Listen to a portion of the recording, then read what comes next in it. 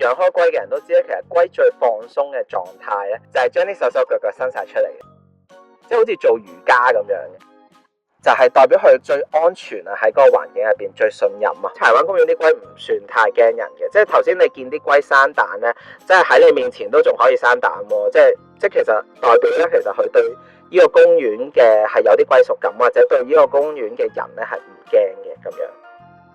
公園嘅水池唔可以放生，唔可以餵龜噶嘛，咁點解會有咁多龜喺度嘅？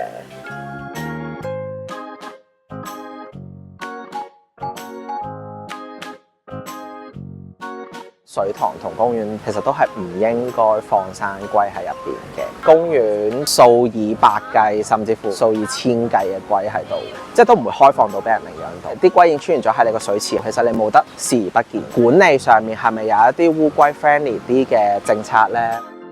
我領養豆苗翻嚟就5蚊銀嘅咋，咁就係一隻蛋龜或者我哋叫黑蛋龜。不過佢係越獄高手嚟嘅，因為佢太細隻，如果佢一唔見咗咧，我要用成晚先揾得翻佢嘅喺屋企嗰度。帶龜出嚟去做一啲導賞，同啲龜玩啊，的確係開心嘅，因為都好想參加者同啲龜有一啲互動。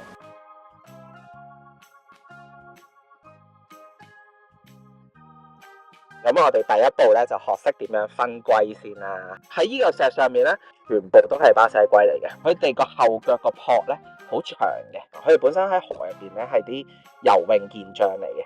手指住第二嚿石，有隻龜咧頭突住對住我哋噶，我哋叫做斑龜啊，頭咧好多直線嘅。另一個斑龜個名咧就係叫做珍珠龜。呢度就係我頭先講嗰隻珍珠龜或者斑龜啦。佢上嚟可能係揾嘢食或者想生蛋啊。係啦，有烏龜生蛋睇啊！養龜叫呢啲做生蛋毛啦。咁佢隻後腳咧不停咁掗嘅，掗到一個合適嘅空間咧，佢就喺個屙蛋咯。係啦，見佢連濕嗰啲泥土咧，佢都掗埋上嚟。公園龜生蛋咧，其實好難孵化嘅，因為其實我哋個草場入邊都會住咗其他動物啦，雀啦、老鼠食咗嘅。咁大家如果想睇下真嘅龜蛋咧，我都帶咗2隻嚟嘅，因為咁啱啦，我上個禮拜我隻龜生蛋啦，冇受精嘅。啲義工喺水池救完之後，我去領養嘅。好，我哋喺公園嘅最高點停一停啦，喺度。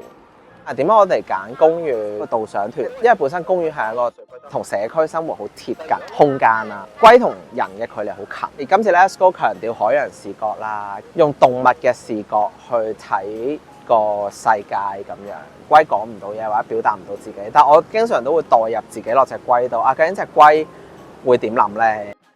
點解帶大家停喺呢個位咧？咁呢一個其實就係一啲水池嘅濾水系統嚟嘅。水閘式嘅設計咧，吸咗入去咧，細龜就死噶啦，大嗰啲咧可能就會隻腳斷咗咯。水塘同公園其實都係唔應該放生龜喺入邊嘅，即係當然你都要監管啲人唔好再繼續擺龜落去，檢控係一定要做嘅。見到呢度幾百隻龜，甚至過千隻龜，每一隻龜代表一個棄養，係嘛？肯定有一個主人放佢落去，呢啲龜唔會野生喺度出現噶。唔好立亂開始養，如果未養嘅話。但係另一邊廂，而家現成有嘅龜係咪都可以改善佢哋嘅生活質素呢？即係一個導賞團，全日都係喺個公園嗰度去講解龜嘅。我覺得最後係，因為都好想參加者妙想天開啲，可能有啲水池係真係有人 monitor 個溫度 ，monitor 個水質，餵嘢食俾佢哋嘅。或者你個濾水系統係咪有改善啊？係咪好似老人院咁獸醫嚟嘅 regular 去睇一睇龜嘅健康啊？咁我覺得呢啲都係好重要。即係除咗你見到唔好放生龜呢個 banner 之外，其實亦都可以鼓勵緊市民同啲龜嘅互動咧。